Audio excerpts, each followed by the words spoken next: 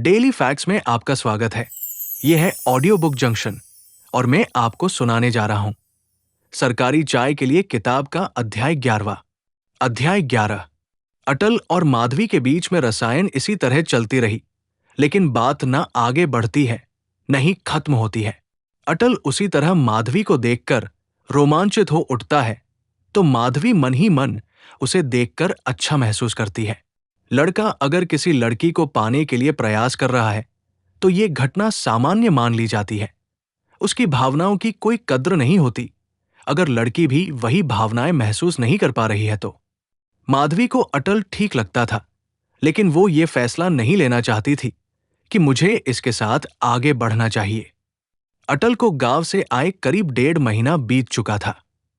शुरू के 4-5 दिनों को छोड़कर सारे दिन फिलहाल उसे अच्छा अनुभव करवा रहे थे, जिसका एकमात्र कारण था माधवी।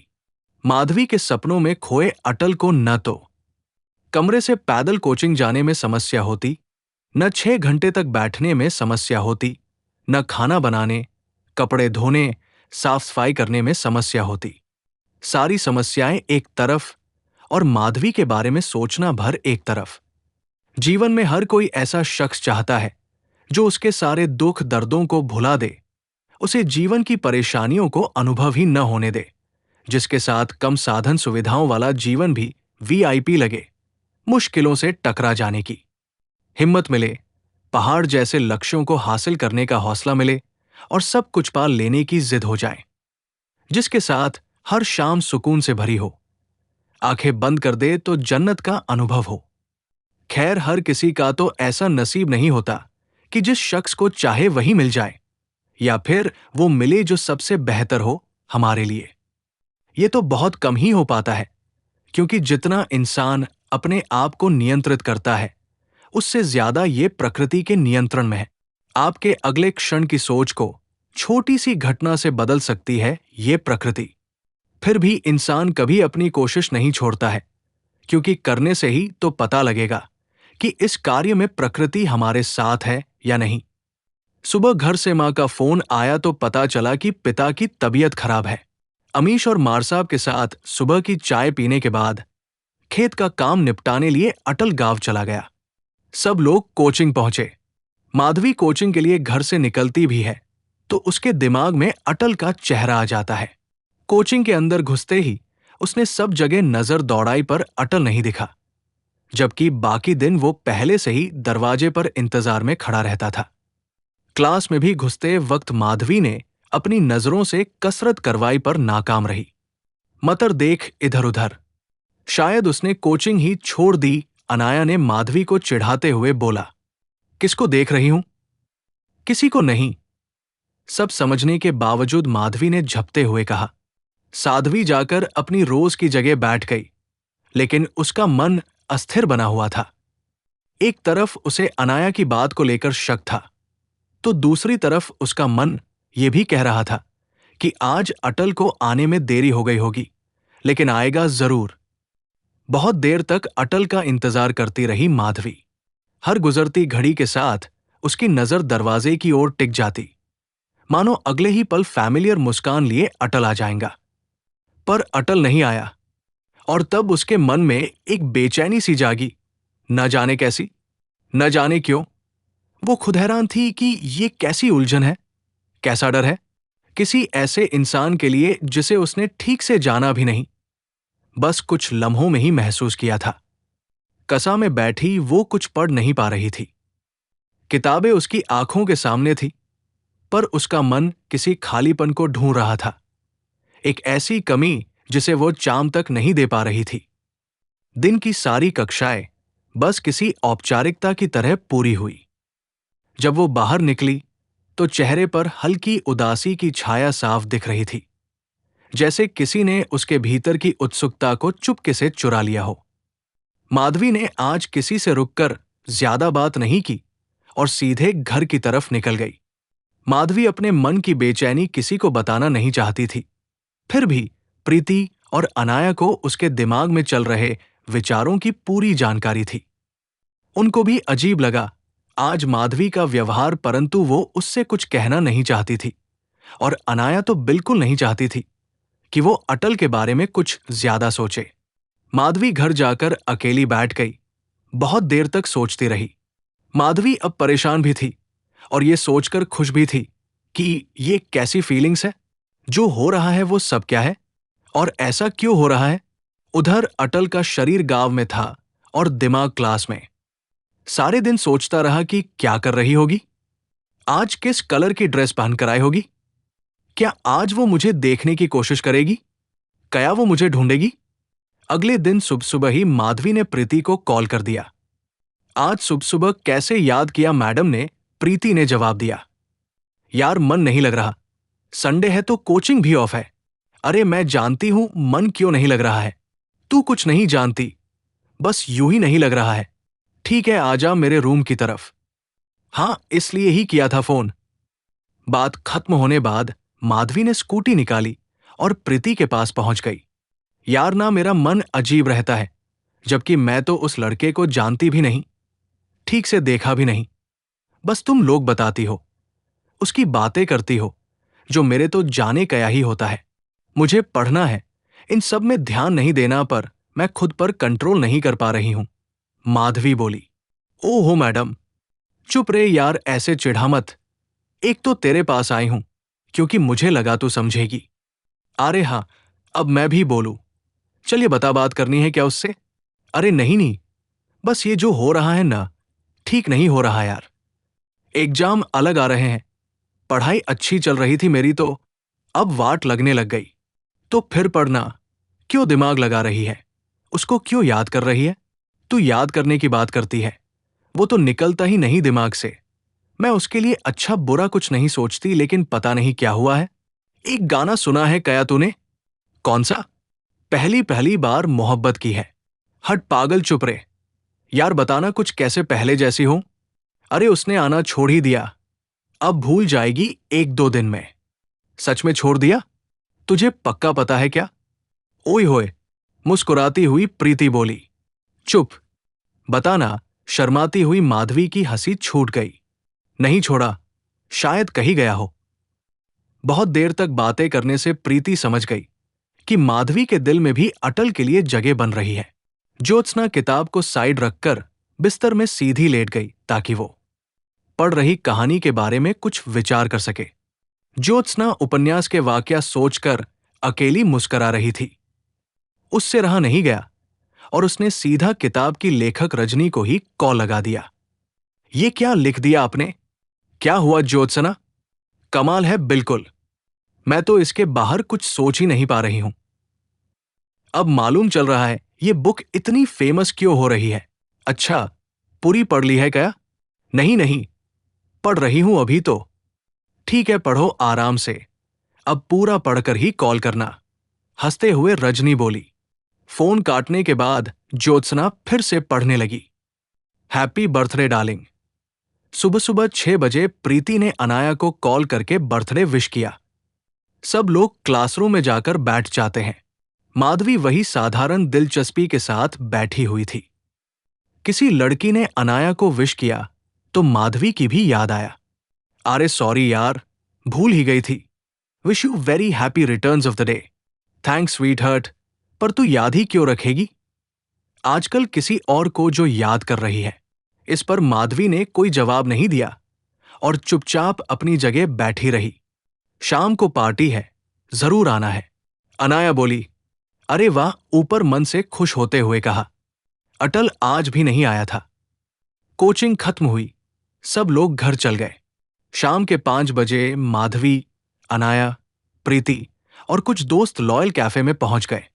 सभी ने एक से बढ़कर एक कलरफुल पार्टी ड्रेस पहन रखी थी।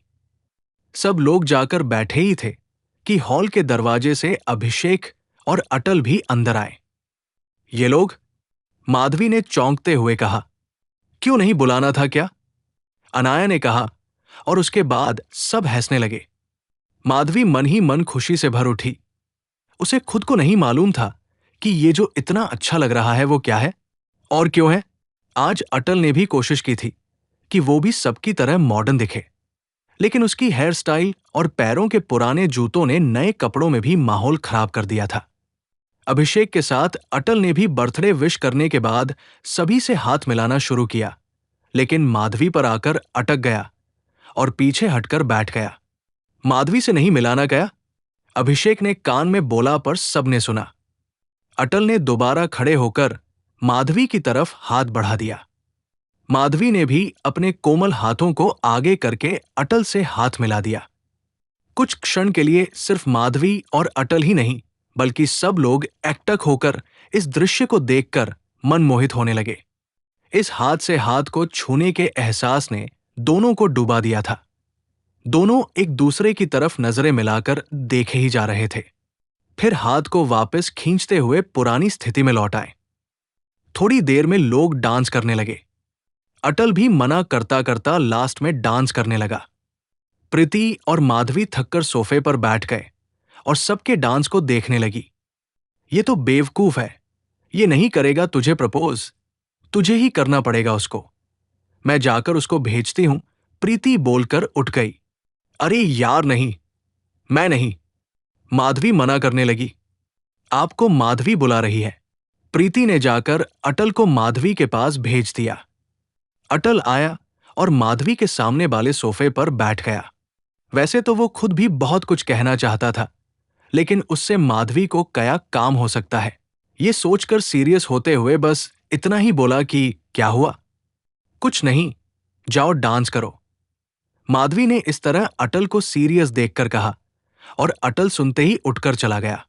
माधवी ने अटल को वापस भेज तो दिया, लेकिन वो निराश हो गई थी। वो चाहती थी कि अटल कुछ शुरुआत करे, लेकिन अटल की ये उदासीनता उसे पसंद नहीं आई। डांस करने के बाद केक काटा गया और फिर खाना खाकर सब लोग अपने अपने घर जाने के लिए निकल पड़े। अटल और अभिषेक भी कमरे की तरफ निकल पड़े। देख मित्र, वो लड़की कहा, तू कहा, ऐसे थोड़ी पटेगी वो। मतलब? मानता हूं, कोई भी किसी से पट सकती है वैसे तो, पर कुछ बात तो होनी चाहिए।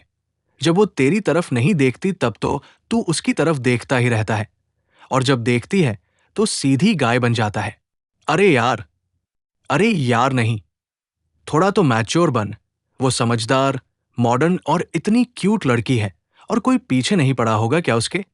वैसे तो टेंशन मत ले, वो तेरे ही पटेगी। ये तो 100% लग रहा है, लेकिन तू थोड़ा एडवांस होकर बातें करेगा, उसे घुमाएगा, खर्च करेगा तब पटेगी।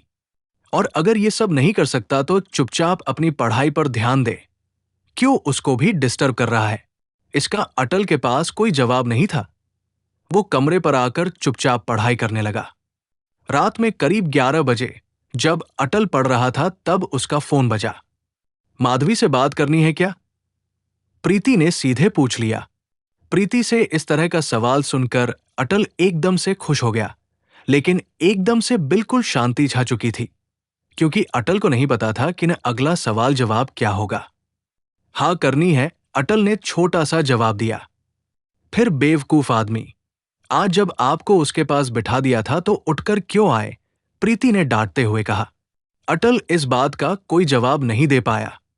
अब सुनो, मैं उसका इंस्टा यूजरनेम मैसेज कर देती हूं, वहां उसको मैसेज करना, कहकर फोन काट दिया। अटल ने अपने इंस्टा अकाउंट में माधवी अंडरस्कोर से सर्च किया और माधवी के प्राइवेट इंस्टा अकाउंट पर तुरंत रिक्वेस्ट भेजकर तेज धड़कते दिल को महसूस करते हुए पा मैसेज भेज दिया। इंस्टाग्राम पर रिक्वेस्ट और मैसेज देखते ही माधवी के चेहरे पर चमक आ गई।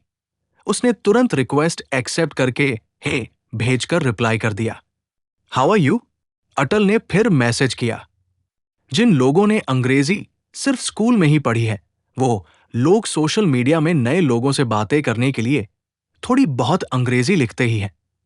लेकिन how are you, where are you from, what are you doing के आगे नहीं बढ़ पाते। इसके बाद फिर अपनी औकात में आना ही पड़ता है। ये सब इसलिए भी क्योंकि सामान्य लोग आजकल अंग्रेजी बालों को स्मार्ट समझते हैं। आई एम वेल, माधवी ने जवाब दिया। पहचाना? हाँ जी, पहचान लिया। आपका डांस अच्छा था आज का। अच्छा, आपका भी। मुझे लगा नहीं था कि आप मेरा रिप्लाई देंगे। क्यों नहीं लगा था? बस यूं ही। पता नहीं। क्यों पता नहीं? बताओ बताओ। अरे आप इतने सुंदर दिखती हो तो। सुंदर दिखती हूं तो रिप्लाई भी नहीं करूंगी क्या? कुछ नहीं। चलो कोई बात नहीं। मजाक कर रही हूं। क्या बोलूं मैं? तो मैसेज क्यों किया था फिर? बस बात करने का मन किया तो कर दिया। अच्छा आपका मन लगाने के लिए थोड़ी हूं मैं। मेरा मतलब वो नहीं था। फिर क्या मतलब था? कुछ नहीं। सॉरी। अरे नहीं पागल। फिर से मजाक कर रही थी। हाँ, मजाक ही करो आप। और मेरा मजाक बना दो। नहीं नहीं। आप तो बहुत भारी लोग हो। कैसे? कोचिंग पढ़ने के लिए होती है, ताड़ने के लिए नहीं। ताड़ने के लिए मतलब? ताकने के लिए। अच्छा अच्छा, समझ गया। मैं कहाँ देखता हूं? वो तो पूरी क्लास को मालूम है। अटल इसके बाद कुछ बोल नहीं पाया तो फिर माधवी ने गुड नाइट मैसेज कर दिया। हालांकि उसका भी मन नहीं था आज सोने का, लेकिन वो आगे से कुछ भी कहना नहीं चाहती थी। अरे इतनी जल्दी? जल्दी है क्या? 11:43 हो रहे हैं। अब सो नहीं तो जागरण करूं क्या? आप अच्छे से बात नहीं करती क्या? बस लड़ने जैसा ही बोलती है। हाँ, मैं तो ऐसी ही हूं। खड़ूस। हाँ, मैं भी बहुत खड़ूस हूं। अटल वैसे तो किसी के सामने ज्यादा बोल भी नहीं पाता था, लेकिन आज उसे जाने क्या ही हुआ था कि एक के बाद एक मैसेज किए जा रहा था। बातें करते करते करीब 2 बज गए। अटल और माधवी एक दूसरे के परिवार के बारे में, अब तक जीवन में क्या क्या किया, आगे क्या प्लान है, पढ़ाई की तैयारी कैसी चल रही है, ये सभी बातें कर चुके थे। अटल उससे बाहर मिलने की पूछने के बारे में मैसेज करना चाह रहा था, लेकिन उसके पास न तो बाइक थी, न बाहर घुमाने खाने पीने के लिए पैसे। सोचकर अटल ने नहीं पूछा, 2 बज गए हैं, सारी बातें आज ही करनी है या कुछ बात के लिए भी छोड़नी है? माधवी बोली, पर अच्छा लग रहा है यार आपसे बात करके, तो मन ही नहीं हो रहा सोने का। आपका मन है क्या सोने का? मन तो मेरा भी नहीं है, पर सोना तो पड़ेगा ना। हाँ, ठीक है। Okay, bye. Good night. Bye. Good night Madhavi. Oh, अब क्या हुआ? मेरा नाम लिया तो अच्छा लगा। अच्छा जी, ऐसा है? Okay, good night. खड़ूस तो हो आप। गुड नाइट, सो जाओ। ओके जीएन बाय कहकर अटल ने अपना फोन साइड रखा और सो गया। उधर माधवी को नींद नहीं आई। इधर उधर करवटें बदलने के बाद नेट ऑन करके अटल को मैसेज कर दिया, सुनो। लेकिन नेट ऑफ होने के कारण मैसेज देख नहीं पाया तो माधवी ने इंस्टा पर ही मैसेज कर दिया कि कल कोचिंग के बाद दोनों साथ में बाहर चले क्या, और सो गई। सुबह मैसेज देखते ही अटल की खुशी का ठिकाना नहीं रहा। वो कमरे में इधर उधर उछलने लगा। उसने सोचा भी नहीं था कि माधवी आगे से भी पूछ सकती है। यार पर मेरे पास बाइक नहीं है, अटल ने दबे मन से कह दिया। अरे मेरे पास स्कूटी नहीं दिखती क्या आपको? अभी कोचिंग के लिए तैयार हो रही हूं। किसी को मालूम नहीं चलना चाहिए कि अपनी बात हुई है और साथ में बाहर जा रहे हैं। और हां, कोचिंग में मेरी तरफ मत देखा करो। कोचिंग के बाद केशवपुरा चौराहे से लेफ्ट साइड में घूमना, मैं थोड़ा आगे ही मिल जाऊंगी। चुपचाप मेरे पास बैठ जाना। माधवी ने प्यार से डांटते हुए कहा। हाँ ओके ओके, कहते हुए अटल उछल रहा था। आज उसकी बहुत बड़ी ख्वाहिश पूरी हो रही थी। बस अभी कुछ औपचारिकताएं बाकी थी। अटल अभी अभी गांव से आया था। ऐसे में वो पैसे तो लेके आया था, लेकिन उन पैसों से सिर्फ उसका पुराना हिसाब ही पूरा हो पाया और अब सिर्फ 400 रुपए उसके पास बचे थे। ऐसे में अटल आज टेंशन में था कि अगर माधवी के साथ उसके पैसे खर्च हो जाएंगे तो क्या होगा। इससे भी बड़ी टेंशन इस बात को लेकर थी कि अगर 400 से ज्यादा खर्च हुए तो। अटल ने तुनरत मार साहब को फोन लगाया, लेकिन नाकाम रहा। ऐसे ही एक एक करके सभी दोस्तों को फोन करके मांगे, लेकिन किसी के पास भी अटल को देने के लिए 500 रुपए अतिरिक्त नहीं थे। अटल निराश तो हुआ, लेकिन फिर अपने सबसे नए कपड़ों में कोचिंग की तरफ निकल पड़ा। कोचिंग खत्म होने के बाद अटल केशवपुरा चौराहे से लेफ्ट साइड में घुमा, जहां उसका माधवी इंतजार कर रही थी। अटल के दिल की धड़कनें बढ़ रही थी। किसी भी लड़की के साथ इस तरह इतने करीब जाना, उससे बात करना, उसके साथ बैठना और उसके साथ घूमने जाना जीवन का पहला अनुभव था। हालांकि माधवी ने स्कार्फ बांधकर ऊपर से हेलमेट पहन रखा था, तो चेहरे के हाव-भाव न दिखने से अटल अपने आप पर नियंत्रण बनाए हुआ था और एकदम उदासीन नजर आ रहा था। माधवी पहले से ही स्कूटी स्टार्ट करके बैठी हुई थी। अटल आकर स्कूटी में पीछे खिसककर बैठ गया और दोनों चल पड़े प्यार की राहों में। माधवी ने अपनी स्कूटी श्रीनाथपुरम स्टेडियम के बाहर जाकर रोक दी। स्टेडियम के अंदर जाकर दर्शकों लिए बनाई गई सीढ़ियों में सबसे ऊपर जाकर दोनों बैठ गए, जहां से पूरे स्टेडियम का नजारा दिख रहा था। कुछ लड़के और लड़कियां दौड़ रहे थे, कुछ लोग पैदल पैदल चल रहे थे, कुछ लोग बीच में बने फुटबॉल मैदान में फुटबॉल खेल रहे थे, तो ट्रेनर छोटे छोटे गोल-मटोल बच्चों को फाइटिंग सिखा रहे थे। लोग तो थे, लेकिन शांति भी थी। आंखों के सामने ये सारा नजारा आरामदायक था। दोनों एक ही कद पर बैठकर स्टेडियम की तरफ देख रहे थे, पर अभी तक एक दूसरे की तरफ नहीं देखा था। थोड़ी देर दोनों शांत रहे और उस शांति को महसूस करने लगे। माधवी, मैं सोच रहा था, ये स्टेडियम शायद आज पहली बार किसी मैच से ज्यादा खास बन गया है। अटल माधवी की तरफ देखते हुए थोड़ी सी मुस्कुराहट के साथ बोला। क्यों? क्योंकि यहां कोई मैच नहीं है इसलिए यहां हम बैठे हैं। माधवी ने भी अटल की तरफ देखकर कहा। दोनों, लेकिन ज्यादा इसलिए क्योंकि मैंने पहली बार तुम्हें इतने करीब से देखा है। अटल की इस बात से माधवी थोड़ा शर्मा जाती है, फिर मुस्कुराकर सामने देखने लगती है। मैं तो सोच रही थी कि तुम मुझसे बात करने की हिम्मत कभी नहीं जुटा पाओगे। माधवी हंसकर बोली। अगर मैसेज नहीं करता तो शायद पूरी जिंदगी पछताता, अटल ने गंभीर होकर कहा। और अब जब दोनों यहां बैठे हैं तो क्या ख्याल आ रहे हैं? माधवी ने यूं ही पूछ लिया। जिंदगी शायद मुस्कुराने लगी है, अटल ने जवाब दिया। एक पल की चुप्पी, दोनों की नजरें टकराती है। एक धीमा सा सुकून दोनों के चेहरे पर उतरता है। कभी कभी लगता है किसी से बिना बात किए भी बहुत कुछ जुड़ जाता है, जैसे हमारी नजरें क्लास में बहुत कुछ बोलती थी। माधवी बोली, मैंने हर दिन आपको देखा, जैसे कोई कविता पढ़ रहा हूं, लेकिन डरता था कि कहीं आप मेरी कहानी में आकर खो न जाओ। अटल ने गहराई में डूबकर कहा। और मैं हमेशा से सोचती थी कोई तो हो जो मुझे सिर्फ मेरी मुस्कान के लिए देखे। माधवी ने दिल की बात बताई।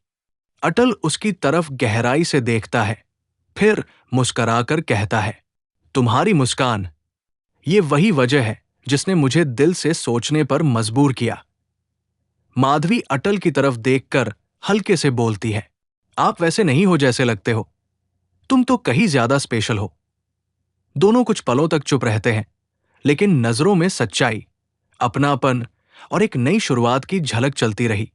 अब तक दोनों बातें करते करते अच्छे से घुल मिल गए थे। एक दूसरे की तरफ देखकर बातें कर रहे थे। अंधेरा होने को था। चले या रुके?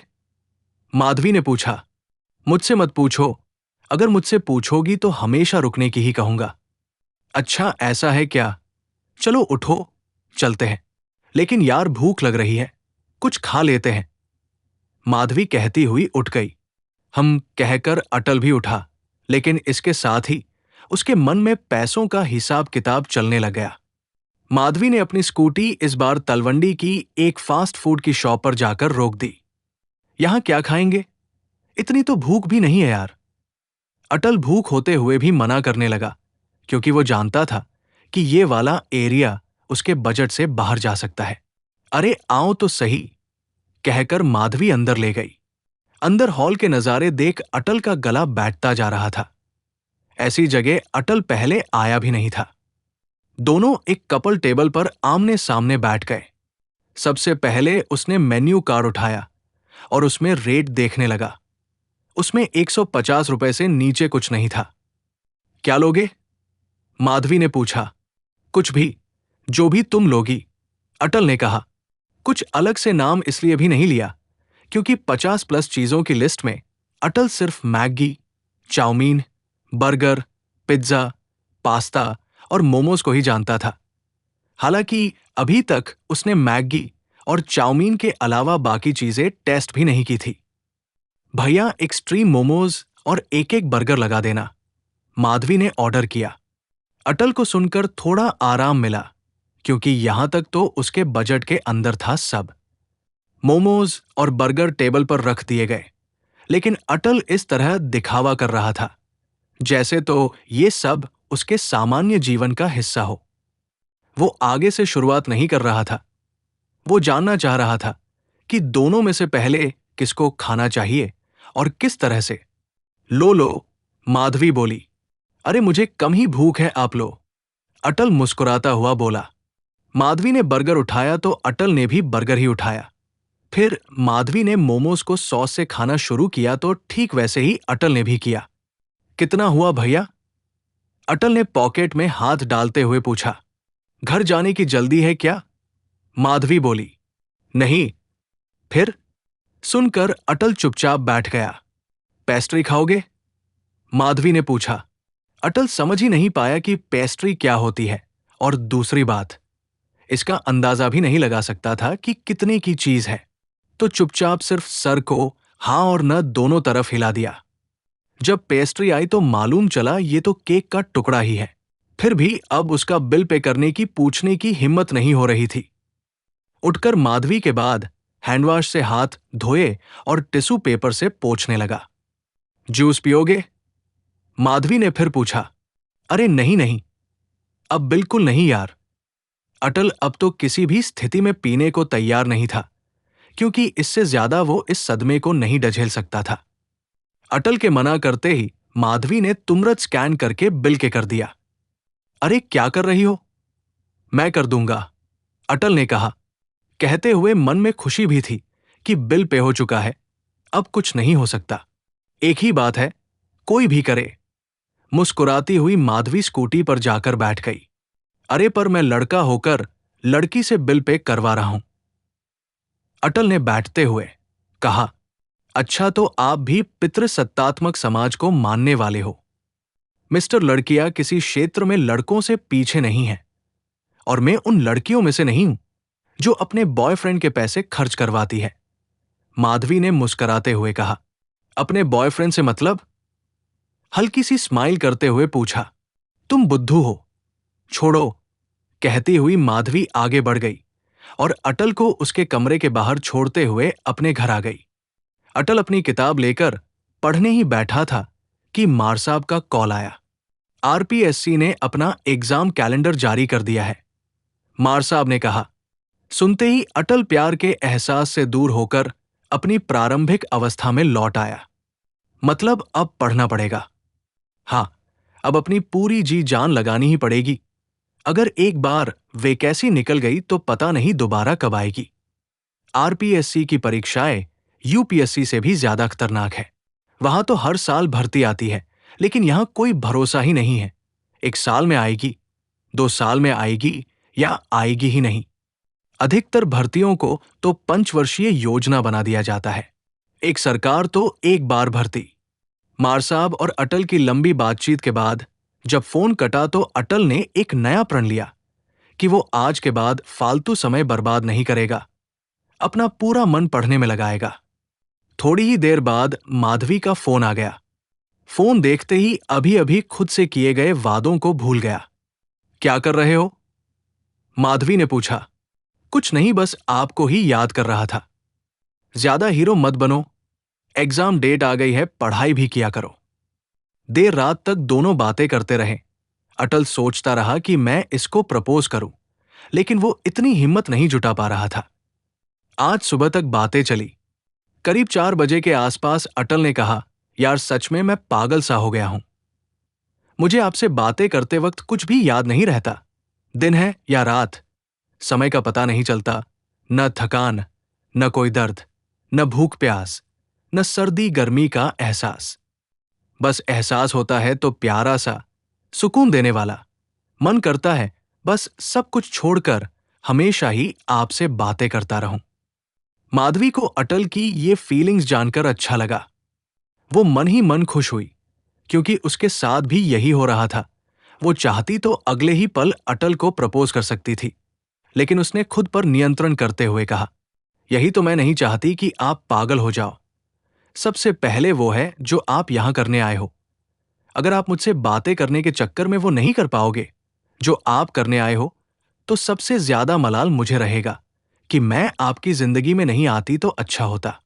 अरे यार, ऐसा क्यों सोच रही हो आप? मैं सही सोच रही हूं। अपन अब कम ही बात करेंगे। यार, पर मैं आपसे प्यार करता हूं बहुत ज्यादा। मैं जानती हूं आप नहीं करती। सही समय आएगा तब आपको कुछ भी कहने की जरूरत नहीं पड़ने दूंगी। अभी सिर्फ अपनी पढ़ाई पर ध्यान दो। सुबह तक दोनों की भावनात्मक बातें चलती रही। अंत में अटल को माधवी की बात माननी पड़ी। इसके बाद रोज लगातार दोनों की बातें होने लगी। पढ़ाई और इश्क दोनों अपने चरम पर जा रहे थे, लेकिन इस पर ऑफिशियल ठप्पा अब तक भी नहीं लगा था।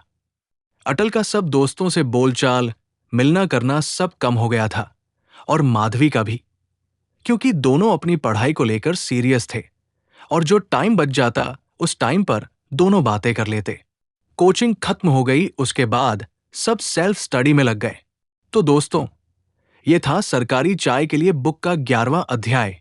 अगर आपको ये अच्छा लगा तो प्लीज लाइक करें, शेयर करें और सब्सक्राइब करें हमारे YouTube चैनल डेली फैक्ट्स को। मिलते हैं अगले वीडियो में। Thank you.